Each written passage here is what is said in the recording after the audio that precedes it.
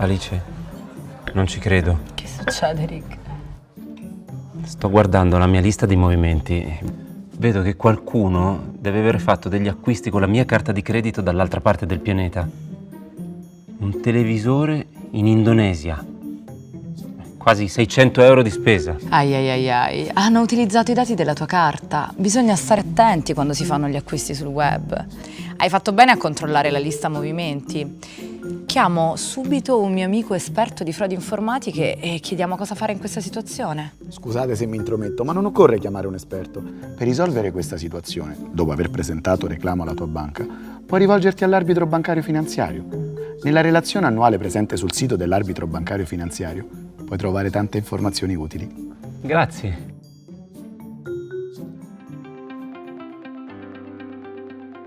L'arbitro bancario finanziario è un organismo indipendente e imparziale sostenuto nel suo funzionamento dalla Banca d'Italia. Si tratta di un sistema, alternativo alla giustizia civile, per la risoluzione delle controversie che possono sorgere tra i clienti e le banche e gli altri intermediari in materia di operazioni e servizi bancari e finanziari. L'ABF rappresenta un'opportunità di tutela semplice, rapida ed economica. È richiesto solo un contributo di 20 euro per la procedura, che vengono di norma restituiti se il ricorso è accolto in tutto o in parte. Il ricorso può essere presentato e gestito interamente online tramite un portale semplice e interattivo, in piena autonomia e senza l'aiuto di un rappresentante. In caso di difficoltà è attivo un help desk. La relazione annuale, oltre a illustrare l'attività svolta dai collegi e l'andamento del sistema ABF, fornisce informazioni di carattere statistico sui ricorsi presentati, sugli esiti delle decisioni dei collegi e sugli intermediari interessati. La relazione contiene anche una rassegna che illustra gli orientamenti dell'ABF, il contenuto delle decisioni dei collegi e i principi di diritto applicati ai casi concreti.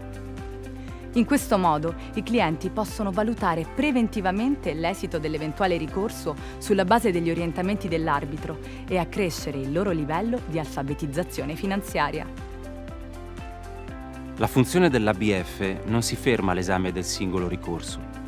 I ricorsi ABF rappresentano infatti un'utile fonte di informazione a disposizione della Banca d'Italia per lo svolgimento delle diverse funzioni di tutela della clientela. È uno dei canali di ascolto, come quello degli esposti e quello attivato attraverso gli incontri periodici con le associazioni dei consumatori.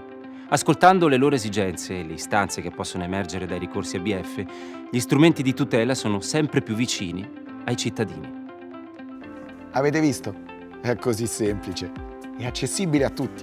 Se anche tu hai avuto problemi con operazioni o servizi bancari e finanziari, informati leggendo la relazione annuale dell'arbitro bancario finanziario.